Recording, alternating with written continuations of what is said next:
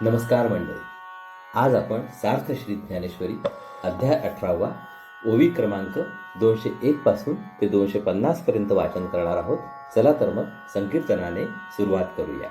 जय जय राम कृष्ण हरी, जय जय राम कृष्ण हरी, जय जय राम कृष्ण हरी, जय जय राम कृष्ण हरी, जय जय राम कृष्ण हरी, जय जय राम कृष्ण हरी, जय जय राम कृष्ण हरी, जय जय राम कृष्ण हरी, जय जय राम कृष्ण हरी, जय जय राम कृष्ण हरी, जय जय राम कृष्ण हरी, जय जय राम कृष्ण हरी, जय जय राम कृष्ण हरी, जय जय राम कृष्ण हरी, जय जय राम कृष्ण हरी, जय जय राम कृष्ण हरी, जय जय राम कृष्ण हरी, जय जय राम कृष्ण हरी. जय योगेश्वर श्रीकृष्ण की जय हो. जय ध्यानदेव माऊली की जय हो. चला तर मंडळी सुरुवात करूया.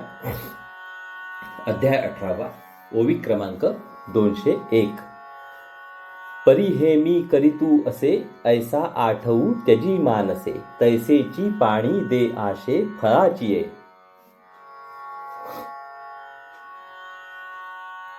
हे कर्म मी करीत आहे असे स्मरण देखील ज्याच्या मनाने ठेवलेले नाही आणि फळेच्छेवरही तो पाणी सोडतो. पै अवज्ञा आणि कामना मातेचा ठाई अर्जुना, केली या दोन्ही पतना हेतू होती. हे अर्जुना, अवमान आणि कामवासना मातेविषयी केल्या तर त्या दोन्ही अधःपतनाला कारण होतात.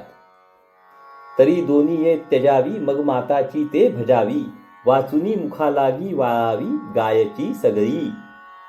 म्हणून त्या दोन्ही गोष्टी टाकाव्यात आणि केवळ माता म्हणून तिची सेवा करावी. या वाचून दुसरे काही करू नये. एरवी गायीचे तोंड अपवित्र आहे म्हणून गाय टाकून द्यावी काय? आवडतीये ही फळे फळी, असारे साली आठोळी, त्यासाठी अवगळी फळाते कोणी. आपल्या आवडत्या फळावर निरुपयोगी अशी साल असते आणि फळात बी म्हणजेच आठळी असते, म्हणून फळाला कोणी टाकून देतो काय? तैसा कर्तृत्वाचा मधू आणि कर्मफळाचा आस्वादू, या दोहींचे नाव बंधू कर्माचा किम. याप्रमाणे कर्तृत्वाचा अभिमान आणि कर्मफलाची अपेक्षा या दोघांचे नाव कर्माचा बंध हे आहे. तरी या दोहींचा विखी, जैसा बापू नातळे लेकी, तैसा हो न शके दुःखी विहिता क्रिया. ज्याप्रमाणे पिता कन्येच्या बाबतीत विषय वासना टाकून तिचे संगोपन केवळ कर्तव्य म्हणून करतो, तेथे अभिमान फलेच्छा यांना स्पर्श नसतो. तसे विहित कर्म करीत असताना शरीराला कष्ट होत आहेत म्हणून दुःखी होत नाही. हा जो त्याग तरुवरू, जोगा मोक्ष फळे ये थोरू, सात्विक ऐसा डगरू यासींच जगी. ज्याला मोक्षरूपी मोठे फळ येते तो हा त्यागरूपी श्रेष्ठ वृक्ष आहे. सात्विक त्याग अशी जगात याचीच प्रसिद्धी आहे. जाळुनी बीज जैसे झाड कीजे निर्वंशे, फळ त्यागुनी कर्म तैसे त्यजिले जेणे.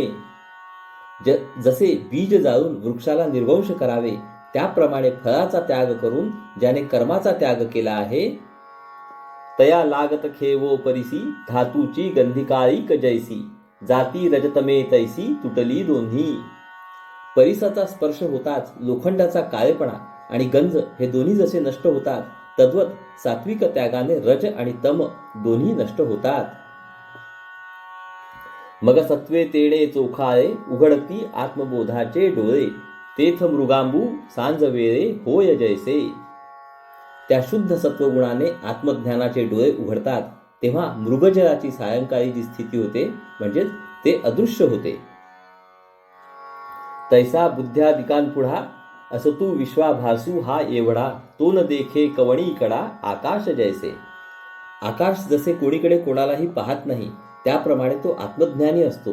बुद्धी म्हणजे महत्त्व ज्याच्या आरंभी आहे असा मिथ्या रूपाने विस्तारलेला एवढा मोठा जो विश्वाकार तो कोठेही दिसत नाही, कारण आत्मज्ञानाने अज्ञान संपल्याने पारमार्थिक सत्तेने विश्वाच्या अत्यंताभावाची प्रतीती येते. आता येथे श्रीमद भगवद्गीतेतील 18व्या अध्यायातला 10वा श्लोक आलेला आहे. त्याचा आपण मराठीत अनुवाद जाणून घेऊया.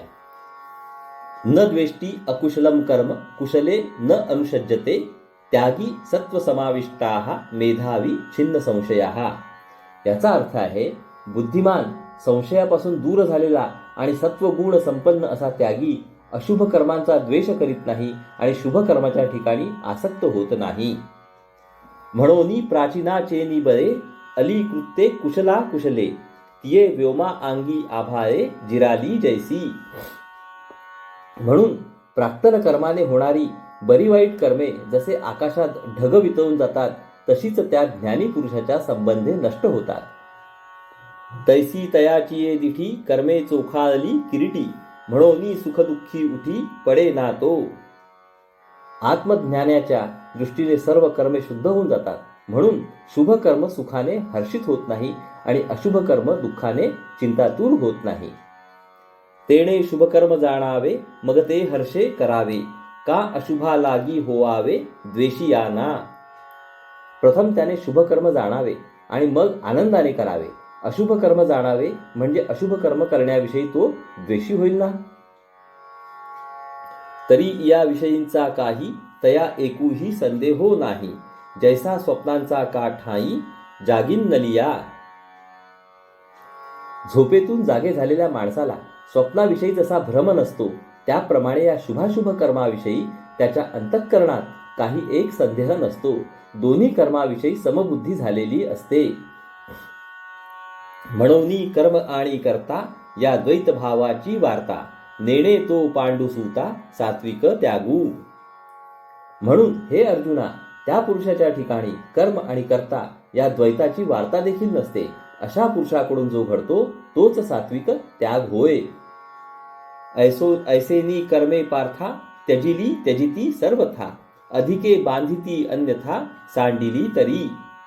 अर्जुना अशा पद्धतीने कर्माचा त्याग केला तर खरोखरच ती त्यागिली जातात. अन्यथा दुसऱ्या कोणत्याही प्रकारे ती सोडली तर ती अधिकच बंधनकारक झाल्या वाचून राहत नाहीत. आता येथे श्रीमद भगवद्गीतेतील 18व्या अध्यायातला 11वा श्लोक आलेला आहे. त्याचा आपण मराठीत अनुवाद जाणून घेऊया. नहि देहभृता शक्यम त्यक्तुम कर्माणि अशेषतः वस्तुः कर्म फलत्यागी सह त्यागी इति अभिधीयते. ह्याचा अर्थ आहे देह धारण करणाऱ्या पुरुषांकडून कर्मत्याग शक्य नाही, परंतु जो कर्मफळाचा त्याग शक्य करणारा आहे तोच त्यागी म्हटला पाहिजे. आणि हागा सव्यसाची मूर्तीची होऊनी देहाची खंती करीती कर्माची ते गावंढेगा. आणि बाबा अर्जुना देहधारी होऊनही जे ते कर्माचा तिरस्कार करतात त्यांना गावंढच समजले पाहिजे. मृतिकेचा विटू घेऊनी काय करील घटू केवता ताथू पटू सांडील तो. अरे बाबा मडक्याला मातीचा वीट येऊन मागेल काय? वस्त्रधाग्यांचा धिक्कार करील ते स्वतः अस्तित्वाने राहील काय?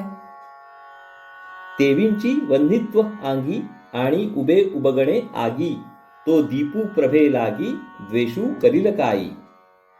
तद्वत अग्नीच्या अंगात निसर्गतः अग्नी आहे आणि तो अग्नी उष्णतेला कंटाळतो काय? किंवा तो दिवा स्वतःच्या प्रकाशाचा द्वेष करील काय? हिंगू त्रासीला घाणी तरी कैचे सुगंधत्व आणि द्रवपण सांडुनी पाणी केवी राही ते. हिंग स्वतःच्या उद्दाम वासाला कंटाळला म्हणून त्याला कधी सुगंध प्राप्त होईल काय? पाण्याने आपला पातळपणाचा गुणधर्म सोडला तर ते राहणार कोठे?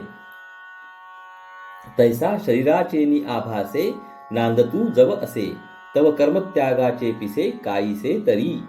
त्याप्रमाणे जोपर्यंत देहभ्रम टिकून आहे तोपर्यंत कर्मत्यागाचे तरी काय वेळ असावे? आपण लावीजे टिया म्हणून पुसो ये वेळोवेळा मा घाली फेडी निडळा का करू ये गा. आपण कपाळाला गंध लावतो आणि ते गंध वाकडे लागले तर आरशात पाहून पुसून टाकून पुन्हा लावू शकतो, परंतु कपाळ जर वाकडे असेल तर ते जुने कपाळ टाकून नवे बसविता येते का? तैसे विहित स्वये आदरिले म्हणून त्यजू ये त्यजिले परी कर्मची देह आतले ते का सांडे. शास्त्र प्रणित कर्मे आपण स्वतः उल्लेखून करतो म्हणून ती कदाचित आपल्याला सोडता येतील, परंतु देहाचीच जी स्वाभाविक कर्मे आहेत ती सुटणार कशी? जे श्वासोच्छ्वास वरी होत निजे लियाही वरी काही न करण्याची परी होती जयाची. जे स्वाभाविक कर्म श्वासोच्छ्वासाच्या रूपाने झोपेतही सुरू असते, त्या क्रिया करण्यासाठी विशेष प्रयत्न करावा लागत नाही. या शरीराचेनी मिसके कर्मची लागले असिके, जिता मेलया न ठाके या रीती. या शरीराच्या कारणाने ते कर्म जीवाला चिकटले आहे. कारण जिवंतपणी तर कर्म घडतेच, पण मेल्यावर वायू प्रवेशाने हालचाल दिसते. यया कर्मा ते सांडिती परी, एकीची ते अवधारी. जे करिता न जाई जे हारी, फळाशे चिये. या विहित कर्माला टाळण्याचा प्रकार एकच आहे. तो असा लक्षात घे की कर्म करीत असताना फळाच्या अपेक्षेच्या आहारी जाऊ नको. कर्मफळ ईश्वरी अर्पे, तत्प्रसादे बोधू उद्दीपे. ते तर रज्जू ज्ञाने लोपे, व्याळ शंका. कर्मफल भगवंताला अर्पण केले म्हणजे त्या ईश्वरी प्रसादाने ज्ञानबोध उजळतो. असे झाले म्हणजे जशी दोरीच्या वास्तविक ज्ञानाने सर्परूपी भीती नाहीशी होते. तेणे आत्मबोधे तैसे, अविद्येसी कर्मनाशे. पार्था त्यजिजे जै ऐसे, तै त्यजिले होय. तसे त्या आत्मज्ञानाने अविद्येसह कर्म संपते. अर्जुना, असा ज्यावेळी कर्माचा त्याग करावा त्यावेळीच त्याचा खरा त्याग होतो. म्हणोनी या परी जगी, कर्मे करिता मानू त्यागी. येर मूर्छने नावरोगी, विसावा जैसा. म्हणून अशा प्रकारचा जे त्याग करतात त्यांनाच आम्ही त्यागी समजतो. नाहीतर रुग्णाला बेशुद्धावस्था आली असता त्याला शांत झोप लागली आहे असे म्हणावे. तैसा कर्मी शिणे एकी, किम विसावो पाहे आणिकी. दांडे याचे घाय बुकी, धाडणे जैसे. त्याप्रमाणे एका कर्माने शिणल्यावर दुसऱ्या कर्मात गुंतणे याला विसावा म्हणावे. परंतु सांसारिक कर्म हे कर्मच असते, त्यात कष्ट आहेतच. या उलट विहित कर्माला परिणामी मोक्षप्राप्ती आहे. परी हे असो पुढती, तोची त्यागी त्रिजगती. जेणे फळ त्यागे निष्कृती, नेले कर्म. आता बोलणे पुरे. ज्याने कर्माच्या फळाचा त्याग करून कर्मच नैष्कर्म्य स्थितीला नेले तोच खरा त्यागी होय. आता येथे श्रीमद भगवद्गीतेतील 18व्या अध्यायातला 12वा श्लोक आलेला आहे. त्याचा आपण मराठीत अनुवाद जाणून घेऊया. अनिष्टम इष्टम मिश्रम च, त्रिविधम कर्मणाः फलम भवति इति त्यागिनाम प्रेत्य न तु संन्यासिनां क्वचित. ह्याचा अर्थ जे कर्मफळ त्यागी नसतात त्यांना अनिष्ट, इष्ट आणि मिश्र मनुष्य योनी प्राप्ती असे कर्माचे त्रिविध फळ प्राप्त होते. परंतु आत्मज्ञानी कर्मसन्यासी जे आहेत त्यांना कर्मफळ प्राप्त होत नाही. एरवी तरी धनंजया, त्रिविधा कर्मफळा गा यया. समर्थते की भोगावया, जे न सांडितीची आशा. एरवी तरी अर्जुना, या 3 प्रकारच्या कर्मफलांना भोगण्याचे अधिकारी तेच आहेत की जे फळाची अपेक्षा सोडित नाहीत. आपणची वियुनी दुहिता, की न मम म्हणे पिता. तो सुटे की प्रतिग्रहिता, जावाई शिरके. आपण मुलीला जन्म देऊन कन्यादानाच्या वेळी कन्येचा पिता, ही कन्या माझी नाही, तुम्ही कन्येचा स्वीकार करा असे जावयास म्हणतो आणि तो त्या जन्म दिलेल्या मुलीच्या मोहपाशातून मुक्त होतो. परंतु पत्नी रूपाने स्वीकार करणारा जावई मात्र त्या मोहजाळात अडकतो. विषाचे आगरही वाहती, ते विकिता सुखे लाभे जिती. येर निमाले जे घेती, वेचोनी मोले. जे गांजा, अफू वगैरे विषवृक्षाची लागवड करतात आणि रक्षण करतात ते विष बाजारात विकून स्वतः मरणाच्या तावडीतून सुटतो आणि प्राप्त झालेल्या द्रव्याने आनंदाने जगतो. जे लोक द्रव्य देऊन विष घेतात, खातात ते मात्र पैसे खर्च करून स्वतःचा सत्यानाश करून घेतात. तैसे करता कर्म करू, अकर्ता फळाशा न धरू. एथ न शके आवरू, दोघांतेही कर्म. त्याप्रमाणे करता कर्तृत्वा अहंकाराने कर्म करो किंवा अकर्ता कर्तृत्वाचा अहंकार न ठेवता कर्म करूनही फळाची इच्छा न धरो. परंतु दोघांनाही कर्म आवरून धरणे, कर्म न करणे शक्य नाही. कारण देह संबंध असेपर्यंत ज्ञानाला आणि अज्ञानाला कर्म क्रमप्राप्त आहे किंवा कर्म हे कर्मरूपाने दोघांनाही बंधन करू शकत नाही, तर फळ रूपाने बंधन करते. वाटे पिकलिया रुखाचे, फळ अपेक्षी तयाचे. तेवी साधारण कर्माचे, फळ घे तया.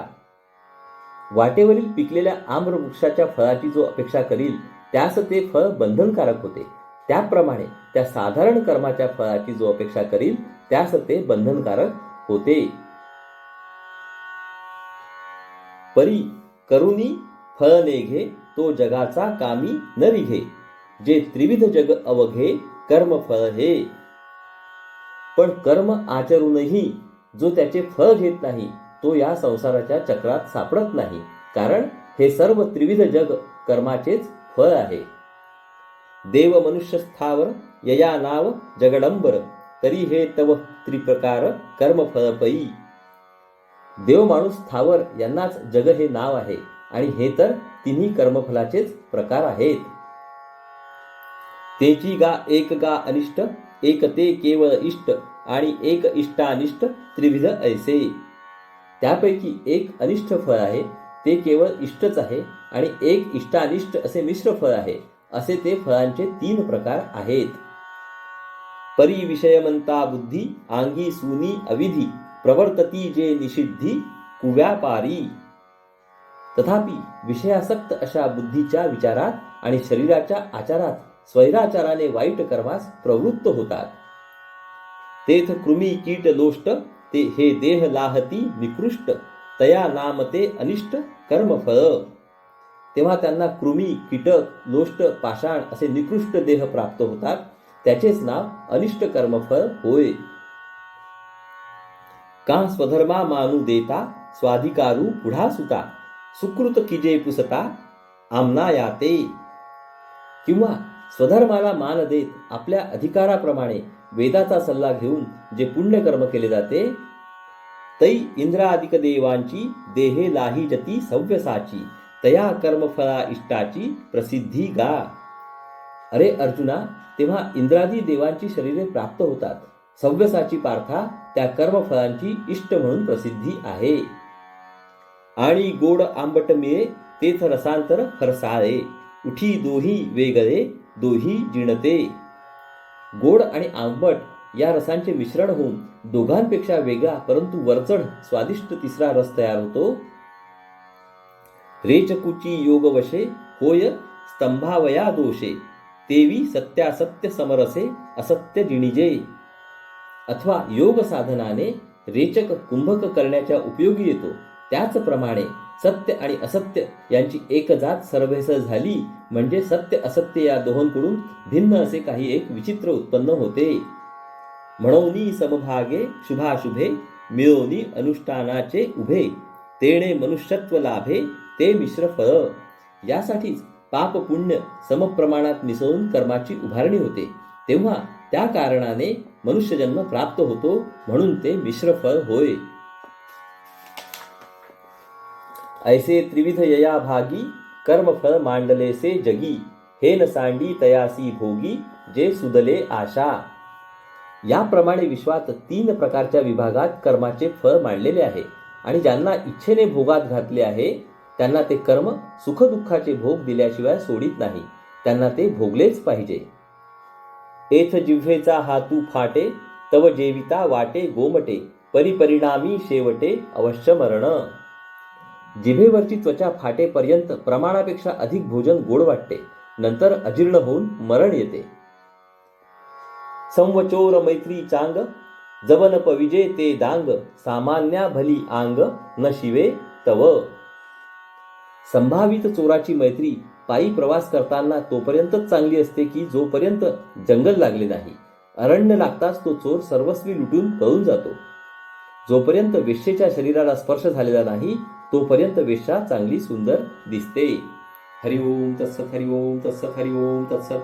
हरे कृष्ण कृष्ण कृष्ण हरे हरे, हरे राम राम राम हरे हरे, हरे कृष्ण कृष्ण कृष्ण हरे हरे, हरे राम राम राम हरे हरे, हरे कृष्ण कृष्ण कृष्ण हरे हरे, हरे राम राम राम हरे हरे, हरे कृष्ण कृष्ण कृष्ण हरे हरे, हरे राम राम हरे हरे, हरे कृष्ण कृष्ण कृष्ण हरे हरे, हरे राम राम राम हरे हरे. जय योगेश्वर श्रीकृष्ण की जय हो. जय ज्ञानदेव माऊली की जय हो. चला तर मंडळी, पुढील भागात परत भेटू. नमस्कार. हरिओम हरिओम हरिओम.